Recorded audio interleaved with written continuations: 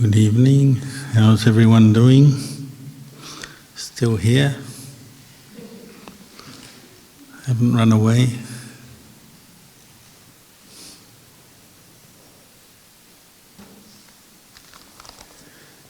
We have some questions. Oh, quite a few questions. Don't know if we'll get through them all tonight, but we'll start anyway.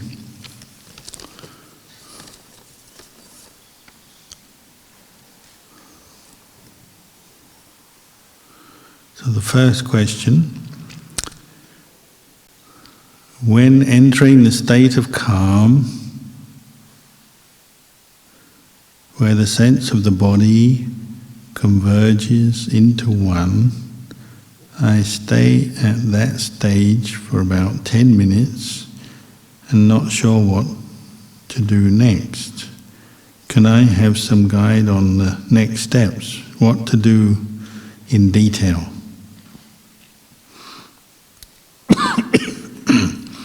10 minutes is not very long, so do it longer. It's the short answer. And whenever your mind is more calm and your effort has come together, you've managed to let go of a few distractions, just do it longer. Sit there longer. Enjoy the peace and calm. When the body is calm, mind is calm. I would just do it as long as you can. Keep that one-pointed state going and really get used to it, because it's a very, we say, a powerful conditioning force on your mind. You're getting used to being calm and letting go of the hindrances, the distractions. And that will make it easier for you to do it again in the future. It'll make your meditation easier in the future. And you're improving your ability to concentrate the mind, one point the mind. So I would just do it as long as possible. But I imagine from your question you're probably looking for some guidance, well, what to do next, meaning what should I contemplate next? How should I develop wisdom? This is a very common question. So Ajahn Chah used to say, when you're calm and you feel ready, then he'd say, bring up the body, the physical body, the Rupa Dhamma, to contemplate. So how do you do that? Well, there's a few different approaches. One, I already explained the other night, run through the 32 parts of the body, one by one. That in itself can take ages, because 32 is a large number. So if you give at least 5 or 10 minutes to each part, that can take hours. So there's plenty to do there. Learning to put your attention on each of those parts mentally, visualize them, contemplate them. You can ask yourself questions about each part. And when you get more familiar with doing that contemplation, you're separating them out. So as if putting them down on the floor around you. Your hair in a pile there, your bones in a pile there, the heart, the liver, the kidney, a pile of skin, a pool of blood. Sounds a bit gruesome, I know, but what you're doing is separating out the parts of the body as a visual exercise, just like a car mechanic might do in his mind, working out where each part of the car engine goes. You put them all apart, then you ask the question, who is that? Where am I in that? Where is the person in that? Then you can build them up again, and you say, well, I'm a person made up of all these parts, but which part is actually the me in all of that?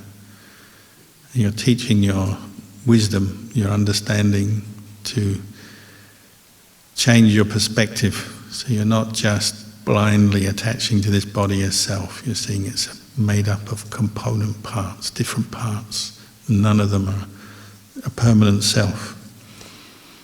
So you can do that. That's one example of contemplation. Another is contemplating the 4 elements, whether you contemplate one of the 4 elements or work through them one by one, the solid part of the body, the liquid part, the air part, and the heat part.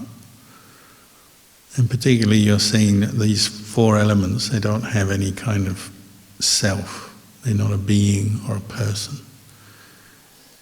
And yet we quite naturally identify with this body as self, even though it's made up of earth, air, fire and water, none of which are self. Of course you can contemplate many other things. I'm giving you examples here. Sometimes you might find it's difficult to contemplate the body, so go on to the mental khandhas. So a very common reflection is on feeling. Your mind is calm, mindfulness is strong.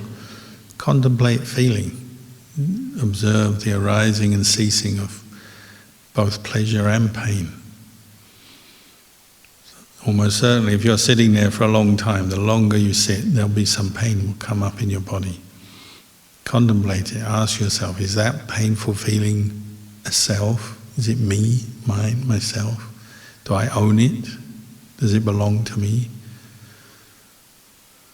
Where is the painful feeling? Is it in the bones, or the muscle, or skin, or the tendons? How intense is it? Is it really strong? Is it mild? Is it sharp like a pinprick? Is it kind of general over a wide area? Is it always there? Even when you're sitting and you've got pain in your legs, you might focus your mindfulness on them and notice that that pain arises, changes, comes and goes. It moves. Sometimes you're sitting there and you've got a pain in one part of your leg and you put your attention on that. You watch it and you're looking at the relationship between your mind and the painful feeling and observing the attachment that may form, the identification, questioning that. And while you're doing that, maybe the pain disappears. And that pain that was causing you all that trouble, now you're investigating it, maybe it disappears. Where's it gone? If it was you, why is it coming and going according to, it's like it has a mind of its own. Or sometimes it just moves. So you've got a pain on your right knee, say, you're contemplating this pain, and then suddenly it moves over to your left knee. You ever had that? You have pain in one part of your body and then it moves and you find it's coming up somewhere else. And the original pain is gone. We learn many new things when we observe feelings in the body.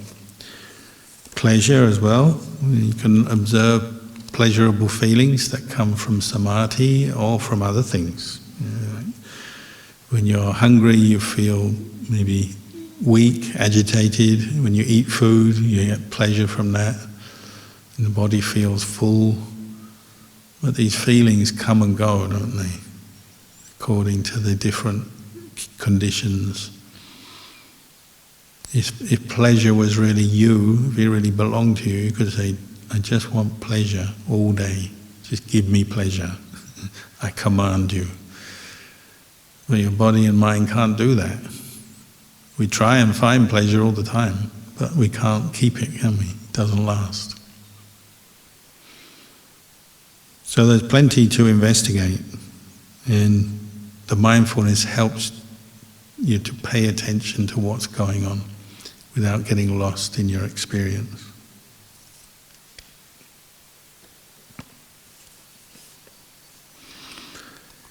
Another question.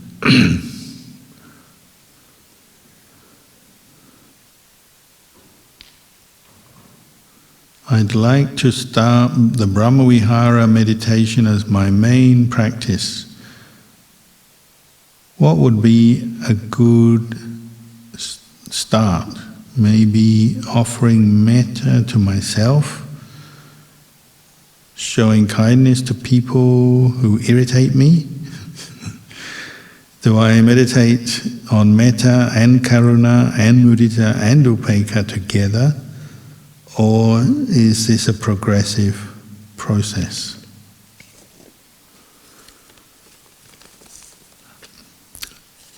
Well, usually we encourage people to begin with metta, just basic friendliness, goodwill, directed first to themselves so that they feel good, and then out to others, and in all directions to all beings, so people, animals, ghosts, devas, beings in all realms as well.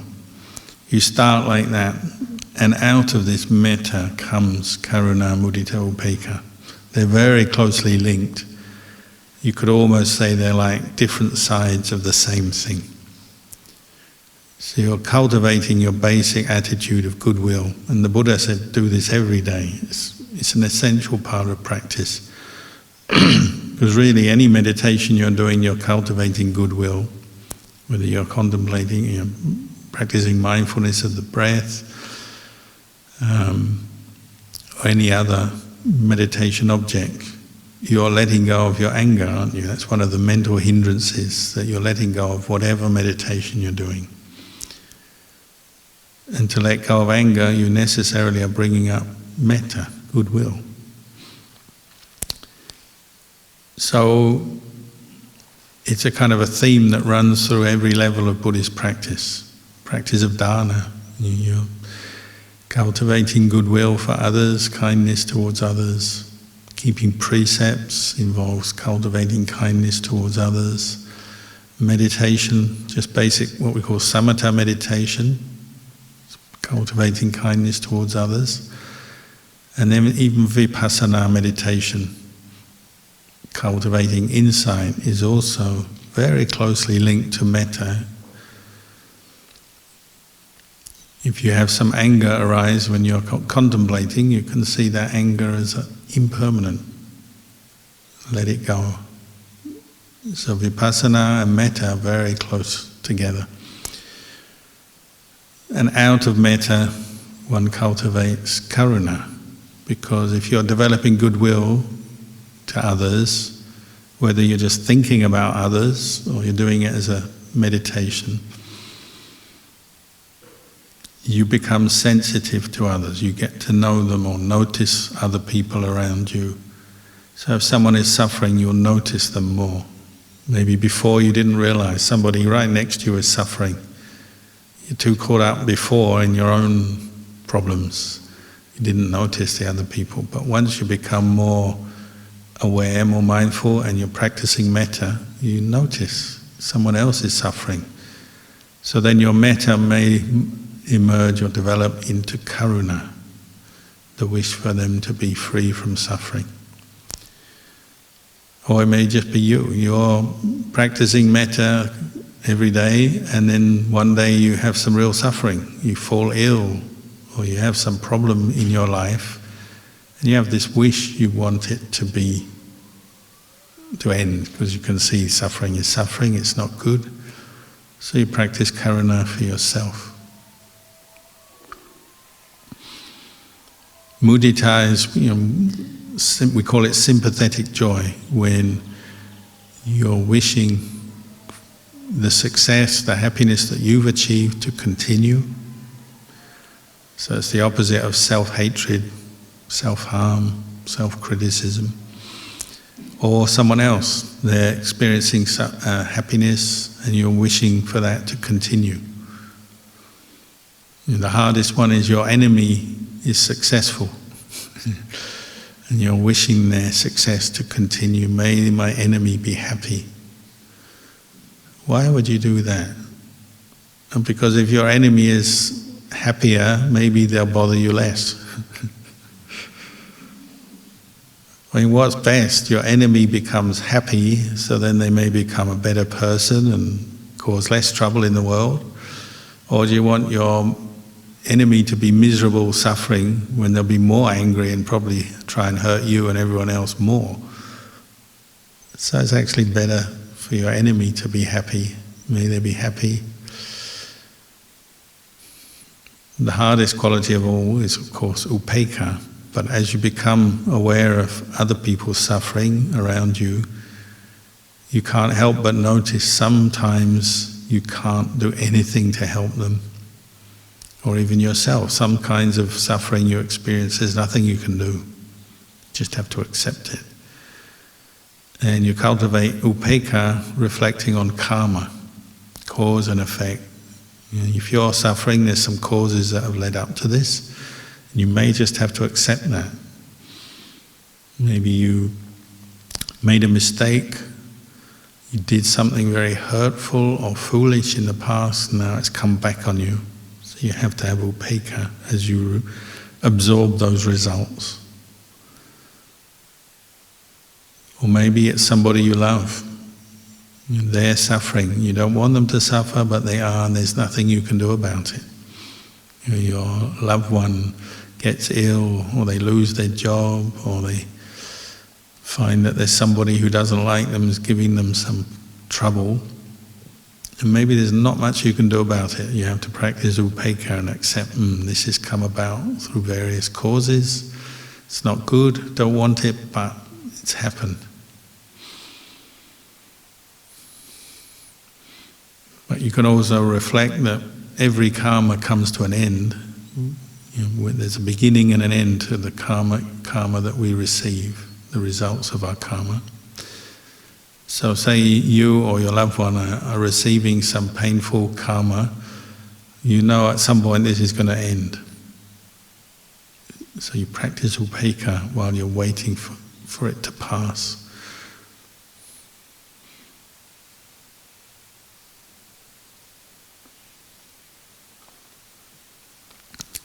So yes, you can cultivate meditation on these 4 Brahmaviharas.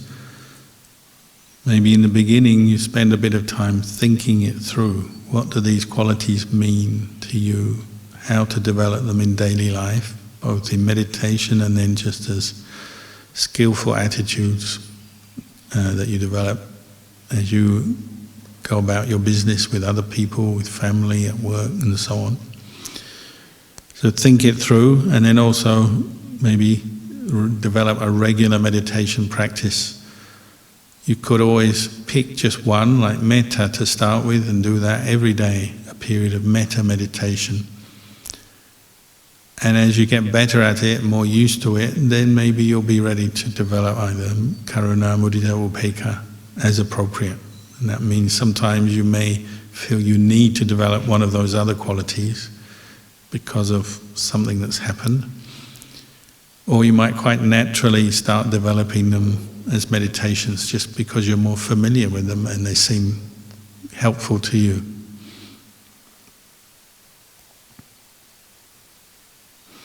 They're very closely related.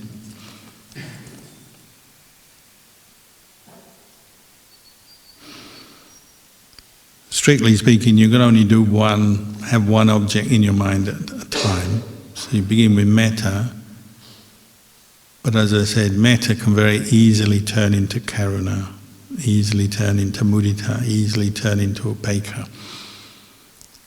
So you may begin with one and then you develop the others out of that first meditation you've been doing.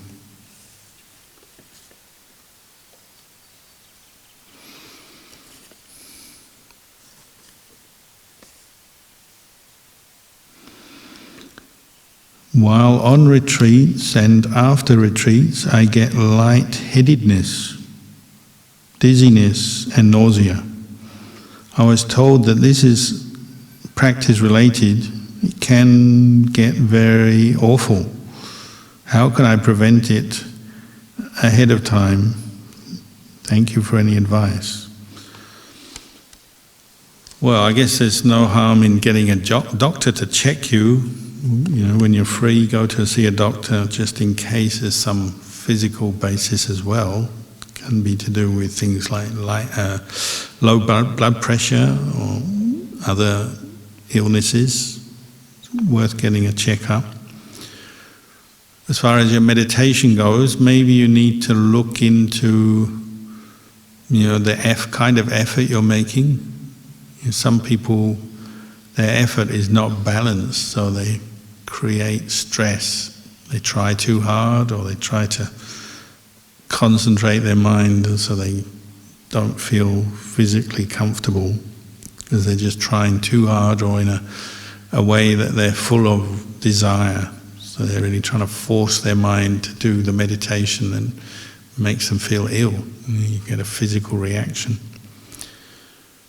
Maybe it's to do with keeping the 8 precepts. Some people are not suited to the 8 precepts. Maybe you need to eat 3 meals a day and so on, in which case maybe you have to do your retreats at home and just arrange the amount of food you eat in your own way that suits your health.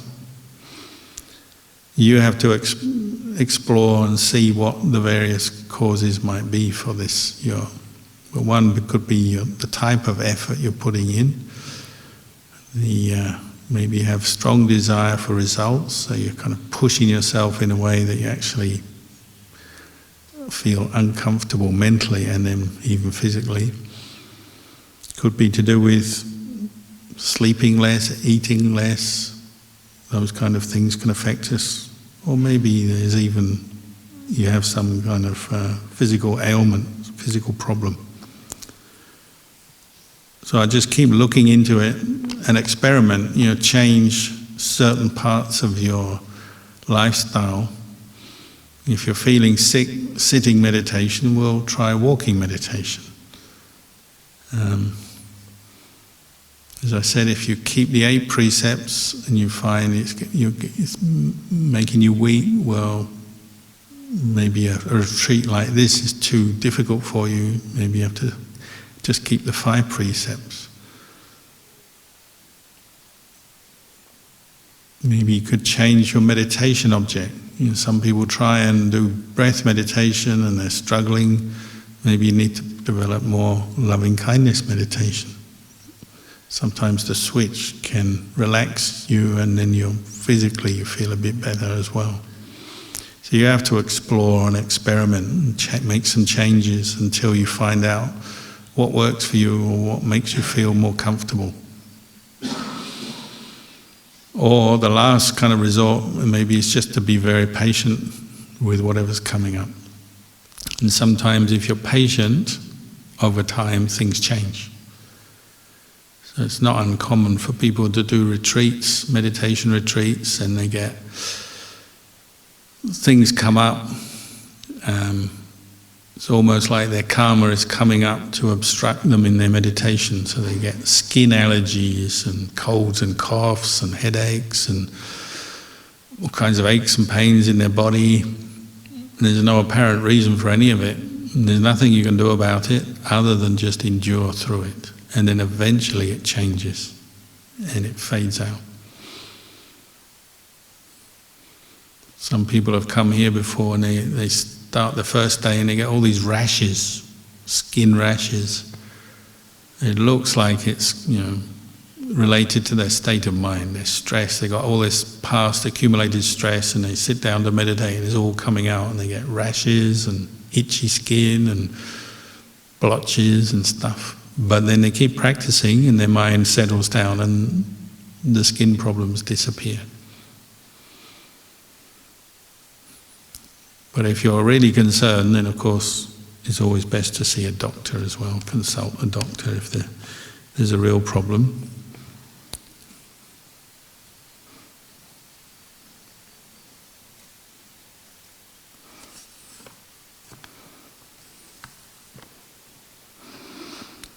With walking meditation, what shall I concentrate between step or breathing? And what should I place my hand, should I place my hand together or on the side of the body? Now that one's easy, it's your choice. The classic way is to put your hands together in front as you're walking. But there's no rule here. There's no Dhamma police going to tell you off if you don't do that. You can put your hands at your side if you find that is more relaxing and is good for you, that's fine. Sometimes people they're trying too hard to concentrate, force their mind not to go anywhere, so they kind of wrap themselves up, hold their hands together in front of them, head down, walking. You get a headache after 2 minutes or something.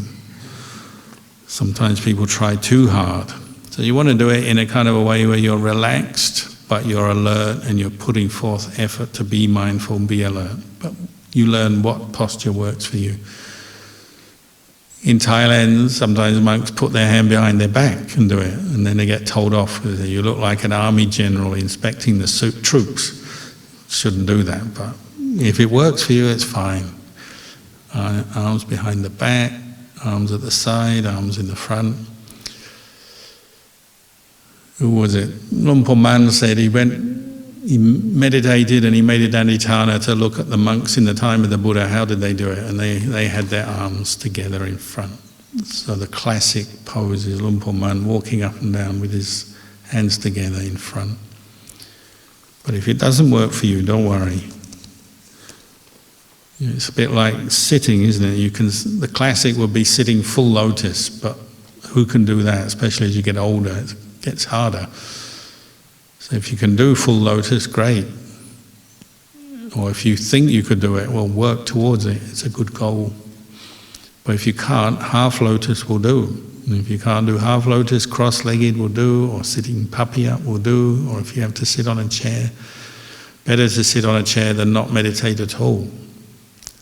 So you have to gauge, measure your own body and see what you can do. And you may work towards a posture that you hope to achieve, but it may take time. It took me 3 years meditating before I could sit in full lotus. It took me 1 year before I could sit meditation for a whole hour. I found I had lots of pain in my legs. Walking meditation, I found I got peaceful immediately, the very first time I did it, and I put my hands together and walked, and I didn't want to stop. So everyone is a bit different, and you have to experiment, and your aim is to maintain mindfulness. So if there's a posture that helps you to be mindful, that's the one.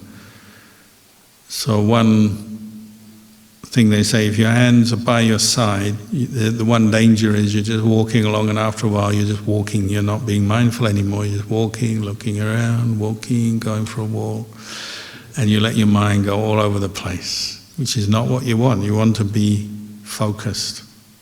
So the Buddha said, place your eyes on the ground a couple of meters in front of you. He said the distance between you and the end of the plough, if you had a plough in front of you. It's just a way of gauging distance in those days. So it might be 2 meters, say. So cast your eyes down about 2 meters. You're walking up and down, 2 meters. Because if you're looking around, you start thinking, don't you? You look around, oh, what's that over there? Oh, what's that over there? Like somebody who's walking in the forest, they say, oh, the forest is so beautiful, there were birds and there's trees and there's this and there's that. Well, okay, yes, nice nature walk, but you're probably not very mindful if you're doing that, are you? You want to be focused, so just cast your eyes down. You know there's trees, you know there are birds, let them get on with it and just keep focusing on your mind. That's your aim. When you're doing the group walk, your probably number one target is don't trip over the person in front of you. That's what you don't want to do. Or trip on the steps, because unfortunately our steps are a bit old now. Some of them were made almost 20 years ago. So I was thinking today they're a little bit out of date, some of them, a bit rough. So don't trip over, that's your first aim. Keep your eyes down, and to not trip over, you need to keep your eyes down. And try to not let your mind wander off, looking at all the things, because then you'll get distracted very easily.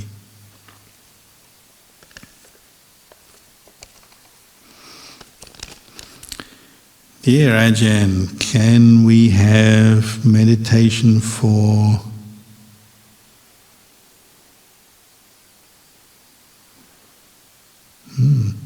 can't read that. Or is it always for others? Can we meditate for ourselves? Oh, Moodita. Oh, can we have Moodita for ourselves? Yeah, of course you can.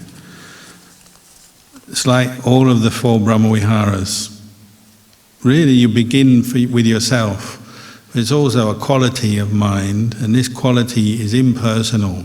Mudita is not self, like everything else that we're practicing. So if you keep focusing your mind on mudita, mudita can arise for yourself and for other people, quite naturally. The more you do it, it will arise naturally.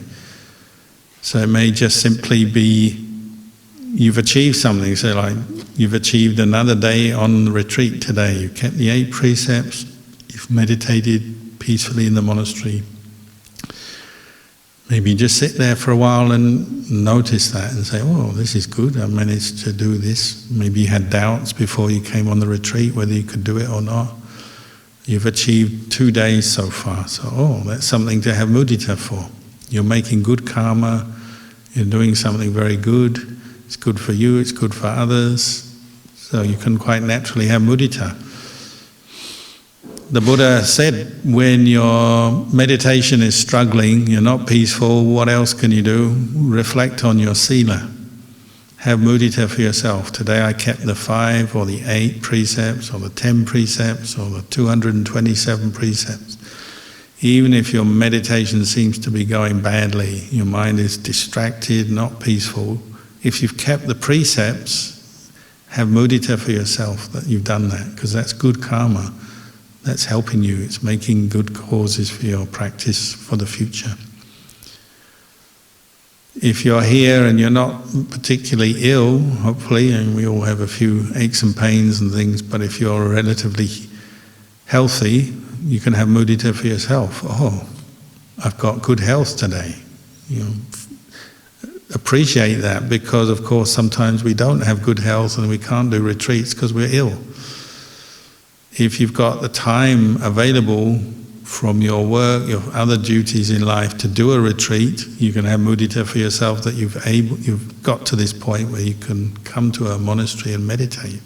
Not everyone can do that. There's people in the world who would like to do retreats, but they can't because of the pressures of work or family or other commitments. So actually there's a lot of things that are good in our life that we have to sometimes mindfully reflect on, and it'll bring up mudita. Things you've achieved so far in your life, good fortune, coming in contact with the Buddhist teachings, you've practiced dana, you made offerings, done charity before, all the things that you've done that are good, sometimes you should reflect on them and it will bring up mudita. And then you'll also notice it in other people. You'll see other people meditating, keeping precepts, practicing dana, listening to the Dhamma. And quite naturally, when you're aware, you can be happy for them. Oh, they're practicing as well, they're doing something good. Or it could be just news that you hear, your friends tell you about someone else who was ill and they recovered, or someone else is meeting with some success. And quite naturally, because you've been cultivating mudita, then it arises. If it's strong, you'll get piti and sukha. That's why often if you're a meditator and you've been ill and you recover from your illness, often you get a lot of piti arising. Oh, I'm free from my illness. Oh, the joy comes up. Or your friend who was ill gets better and you get very happy for them. Or your friend meets with some success, they tell you, oh, I had this really good meditation. Mudita can arise because you're familiar with that quality and you've been developing it. And mudita is the opposite of jealousy, rage, conceit. So maybe someone else, something good happens to them when there's mudita, you're genuinely happy for them, as opposed to hearing their story and then getting upset, annoyed. Why them? Why not me? Or if you're very depressed, maybe you have self-hatred. You can't have mudita for yourself. So even when you've got good things in your life, you can't enjoy them. You can't appreciate your own goodness because you become depressed. So sometimes when people are sad or grieving or have self-hatred, you say, would you like to have some food? No, I don't want to eat. Would you like to do this? No.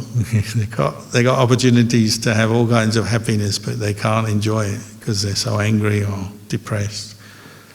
So mudita won't arise for them. They have to work on it. If you practice it every day, it will arise very easily. And that's a sign that you're of good mental health, isn't it? If you have good mental health, you can be happy for others when they're successful, healthy.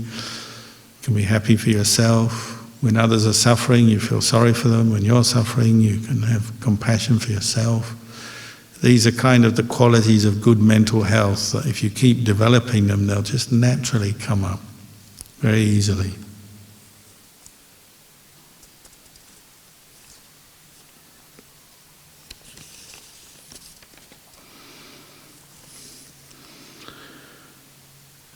Ajahn, is it important to know all the details of the suttas? Or is it more important to put most effort into meditation and mindfulness? Well, in the beginning we need to hear some Dhamma, and that can be reading Dhamma as well, reading Dhamma, listening to Dhamma. That gives us the roadmap for practice, the background, gives us an idea why we practice, what the goal is, how to practice, why we do it, what the obstacles are, how to overcome the obstacles. You can get a lot of information from the suttas and listening to Dhamma, or teachers explaining the suttas, or explaining about meditation. So I would say there's definitely a role, an essential role there to gain some information, but at some point you have to step out from the study and the listening to actually practicing. And many people find that stepping out is quite hard. They keep coming back to the books and the talks. They're not able to sit meditation for an hour on their own because they need to hear a talk when they're meditating. But we have to learn to do sitting and walking for ourselves, or in retreats as well. But you'll find most practitioners from time to time, they'll still come back to listen to a sutta or appreciate a Dhamma talk. It's not like they just give up and never learn anything ever again. But maybe a bit less than they used to. Once they have a foundation of meditation, they know how to practice mindfulness, they know how to practice vipassana, they have a meditation object or a meditation practice that they've done regularly, then they only need a little bit of Dhamma to stimulate them. Because you have to remember, what is the purpose of listening to Dhamma or reading Dhamma? It's to stimulate the practice. We study for practice. Study is not an end in itself in Buddhism. Some people study a lot, and maybe that's quite good for them, and they maybe become very skilled in the suttas, can explain them, and that can help other people. But it's not an end in itself. It has to lead on to practice. And that's where you have to look at yourself honestly and say, am I just reading and listening talks because I can't be bothered to meditate, or I'm afraid to meditate, or I'm lazy? There may be certain obstacles that you're not facing up to, and you're clinging to the study sometimes. I'm not saying always, but sometimes it's like that. So you have to ask yourself that. That's why on retreats we generally say, when you come on retreat, put away the books. A retreat is a temporary period, it's not that long, and it's good to get used to not reading. We get talks. So I give talks, answer questions, so it's not that you don't have any teaching, but really you need to build up your strength at watching your own mind, getting your own knowledge, your own wisdom and understanding, based on what you've heard, but now putting it into practice. We all need to do that more. So you can set yourself a target, say, I'll sit for 1 hour. I'm not going to listen to a Dhamma talk, I'm not going to read a book, I'm just going to sit meditation for 1 hour. And you can say, I'm going to walk meditation for 1 hour. I'm not going to read, talk, do anything else. I'm just going to practice mindfulness, walking for 1 hour. And you set yourself these goals, and maybe through the day you can sit and walk for many hours, and you're not listening to Dhamma, you're not reading Dhamma, you're just watching your own mind. So you need to see where you can increase your effort in this area.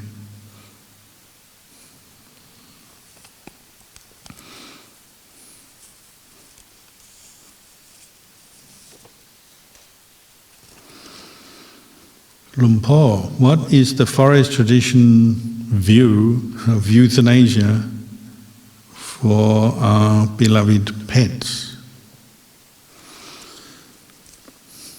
Forest tradition is a bit of a vague term, isn't it? Every teacher may be slightly different. Probably better just to say, what's the Buddha's view?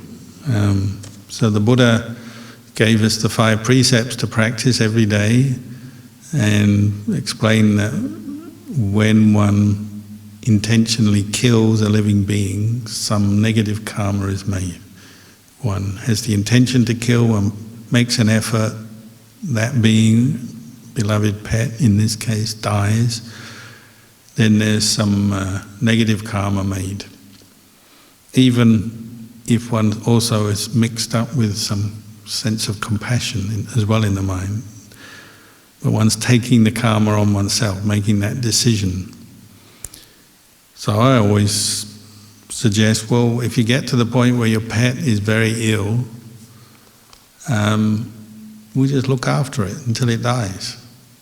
And you treat it, take it to the vet. If there's a vet available, there's some treatment available, you can do that. But sooner or later you get to the point where you say, no more treatment is going to save my pet dog, pet cat. So you just care for them, and they'll die, but with you caring for them. And they'll die knowing they were loved, because as you care for them, they're receiving your kindness, they see you, you cuddle them, you stroke them, whatever. They're in no doubt that you love them, you wish them well. I would say that would be your general intention, general goal to work towards. If you want to know what they do in forest monasteries, I've never heard of a forest monastery euthanizing a pet or even a wild animal. It just doesn't register in the way of thinking. You think, how can we care for this animal? If it's a wild animal, you just leave it alone, get away from it if it's dangerous, but you leave it to itself. Or it's a wild animal, so it lives in the wild, so you let it be. If it's a pet or something that's come to live in the monastery, well, you just care for it until it dies. Even though it's in pain, if you can, you give it painkiller, soothe it, care for it, treat it, of course. But I've never heard of them euthanizing cats, dogs, whatever the animal may be. Generally, you try and look after animals, just as we try and look after each other.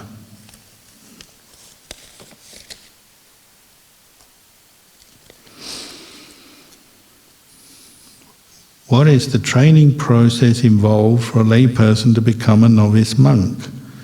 What is the most challenging part of the training? You have to ask these novices. Maybe the last day we'll have them share some of their experience. It can vary from person to person because we all have different backgrounds, characters, attachments. So if it's young kids, sometimes when the parents are fed up with them and they come to me and they say, can I bring my son to become a novice here? We don't actually accept kids as novices, but they try. They say, can I bring my son? Basically they're saying, I'm too lazy to look after them. They say, can I give you my son to train? And I say, well, what does the son think about it? Are you okay giving up video games? No. Are you okay without your evening meal? No. Are you okay getting up at 4 or 5 a.m. in the morning in the cold, wet weather? No. So you take your pick, whichever bit you don't like, that's the problem for you. So some people don't like getting up early, some people don't like missing their evening meal. Some people don't want to miss out on games, entertainments, that kind of freedom. For older people, celibacy is another problem. For some people, they miss the warmth of their partner or whatever else. Everyone has something, don't they? They have something they're worried about. That if they're in the monastery, that they'll have to do without or miss.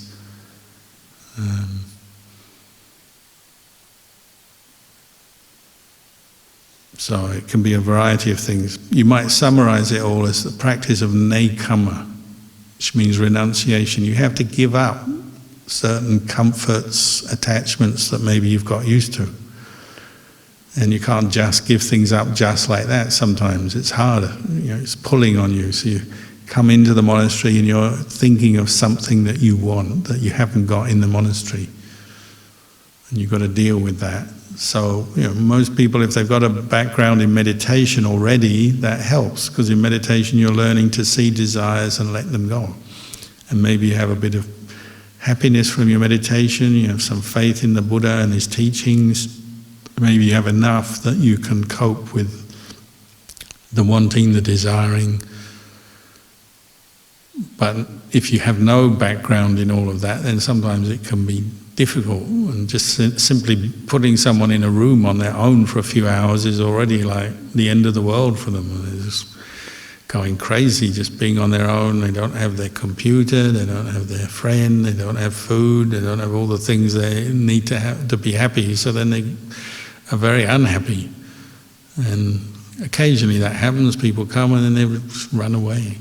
They're not ready to renounce. They haven't got enough barami there, they haven't developed that barami in the past, so it's too new for them.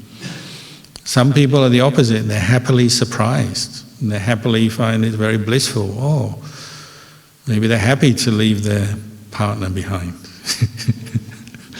Oh, get a nice rest in the monastery, there's no one nagging me. Maybe they're happy to leave their evening meal behind, lose a few pounds, look better. Some people like the simplicity.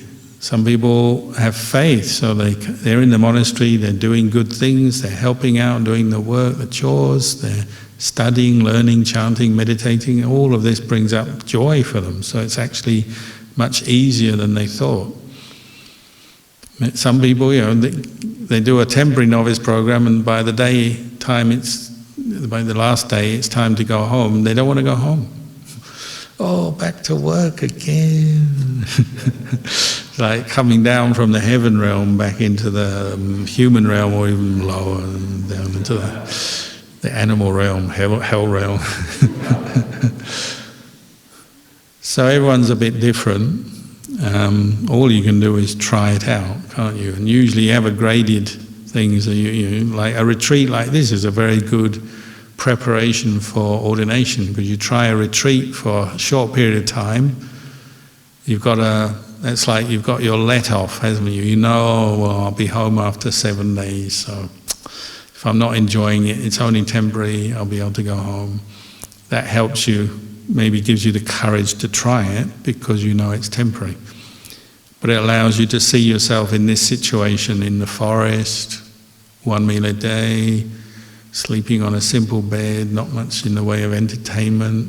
You get to see yourself, and you get to see your limits and your strengths and your weaknesses. So doing retreats is a good preparation, or people just come and stay in monasteries for a period of time, and that gives them preparation. You can never quite know how it will go taking on robes, ordaining, until you've done it. But if you stay temporarily as a lay practitioner, well, it gives you some idea what happens. And you work like that, you work step by step. Some people are counting the days, aren't they? Only 3 days left, only 5 days.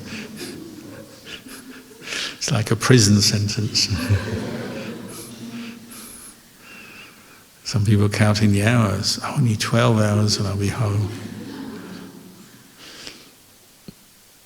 In the old days at Wat Nana Chat, like 40 years ago, it was like really ascetic, very little, not much fun there, not much pleasure.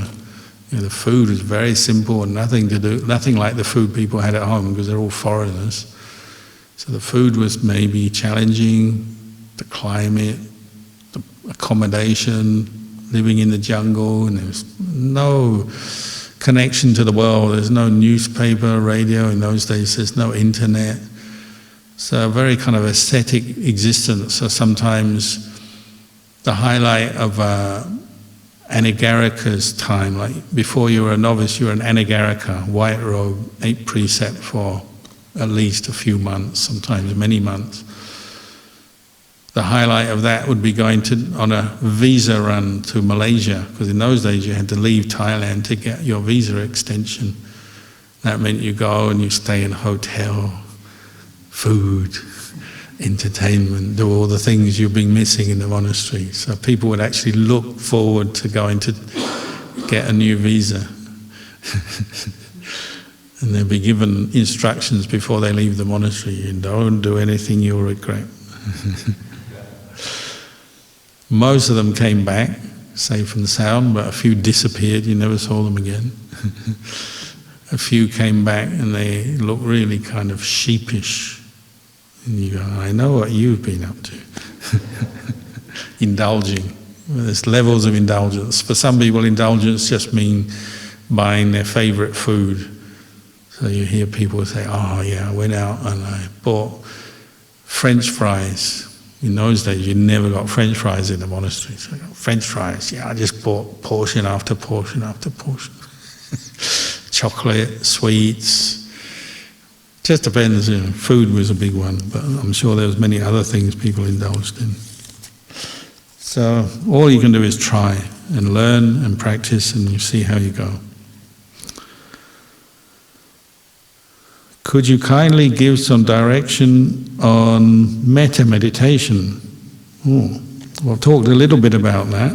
Basically, like any meditation, you have to have object, something you focus your mind on, that you can keep bringing into your mind as you're meditating. So for metta, I usually suggest a feeling, maybe here in your heart, the feeling of warmth, friendliness, loving kindness, whatever that feeling is for you. You have to imagine that feeling and keep it in mind there. That's one example. It's not the only way to do it, but it's one way. The more traditional way is reciting the words. May I be well, may I be free from suffering. You could get your own phrase in English or Pali and you keep saying it over and over again to hold your mind on that phrase. May I be well, may I be free from stress, free from anxiety.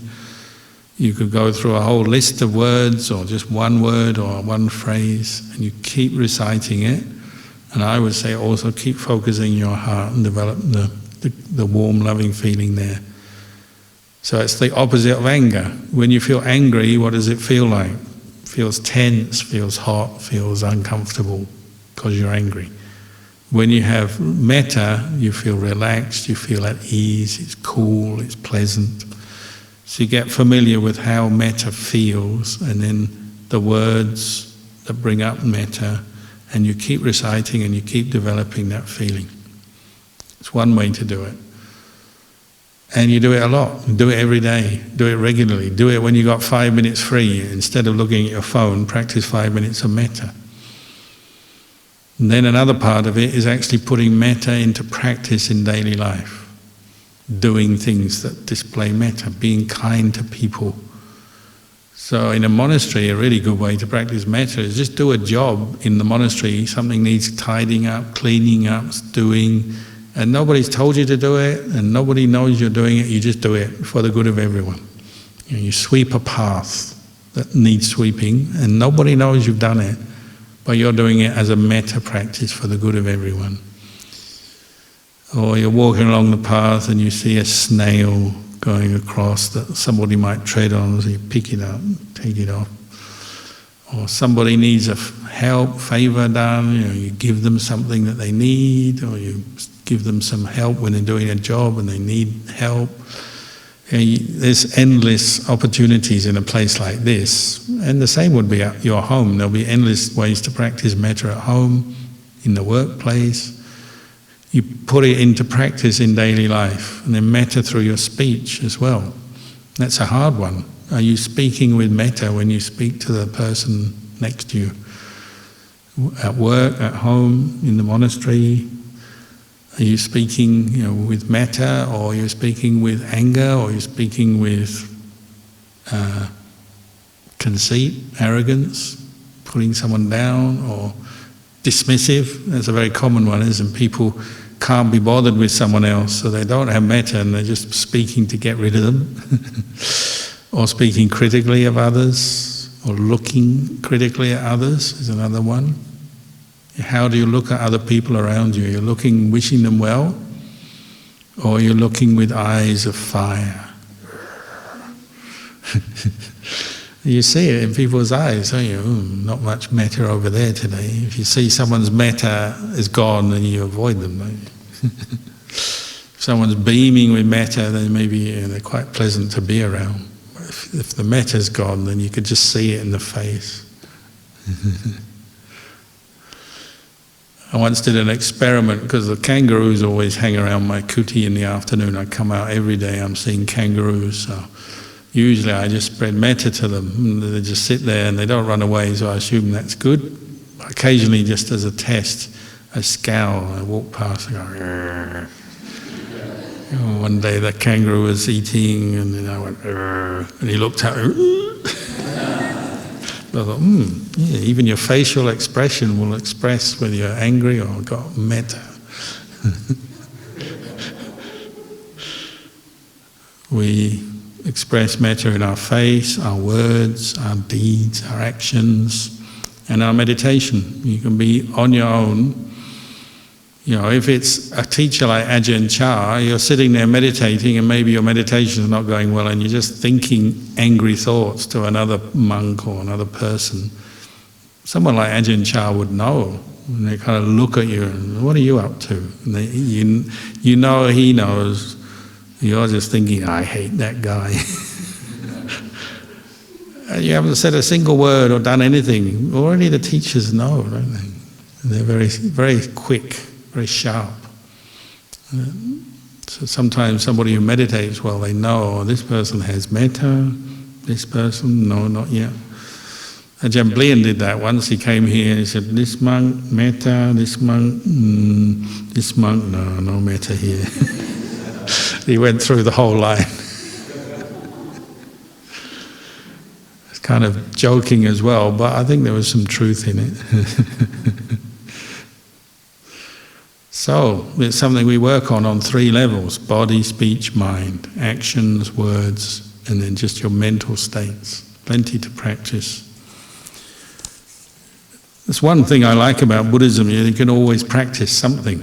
There's never a moment where you say, oh, what do I do now? You can always do it. It's always something to do. Can the metta meditation be used in conjunction with breath meditation? Yes, it can. You can breathe in, may I be well, breathe out, may I be well. Breathe in, may all beings be well, breathe out, may all beings be well. Because as I mentioned, any meditation, when you're practicing mindfulness on any object, even the difficult ones like contemplating yourself as a corpse, you think, oh, that's nothing to do with metta. But it is, because if you have mindfulness, you are necessarily letting go of the 5 hindrances. So some of the kindest, sweetest, most compassionate monks I've ever met, their main meditation object was body contemplation, and they're always pulling their body apart, contemplating as bones, skeletons, dead bodies, and yet they're very sweet, kind people. Because if samadhi develops, there's no more anger. So whether it's samadhi from metta meditation or the breath meditation or body contemplation, one of the results is metta fades away. So it's the same with any part of the practice. If you're practicing dana properly, with a true intention to give, to share, you'll have metta, you won't be angry. If you have the intention to keep 5 or 8 precepts, whenever that intention is in your mind, there'll be metta, there'll be no anger. Whenever you meditate, when it's going well and you're mindful and you're putting effort into that, anger won't arise. Of course, when we lose our mindfulness, or we forget our precepts, or our dana parami is a bit shaky, then anger comes up. That's where we're practicing. We're practicing to let go of the anger. But truly, any part of the practice will be working on bringing up metta and abandoning ill will. It's a very essential part of the practice. You don't really need to look for opportunities to do this. It's just natural to the practice. You live in the forest like this, every single day there'll be opportunities for metta to be displayed, and you'll get a fly landing on you and you have a choice to squash it or gently shoo it away or just ignore it. You live with other people, every day there'll be things that maybe irritate you about living with other people. Noise and mess and things going on, but you have to practice metta, don't you? If we're not practicing metta now, we'd all be having a big punch-up. So obviously you already got metta already, it's just it's not perfect metta. Sometimes it slips and we get annoyed, irritated, but you've already got metta, you just keep building on it until it's established. That's your aim. If want to change anagami or arahant, there's no more anger at all. Just metta, pure metta. So, time is getting on. There's still a few questions which we'll keep for tomorrow. But we'll finish the session there.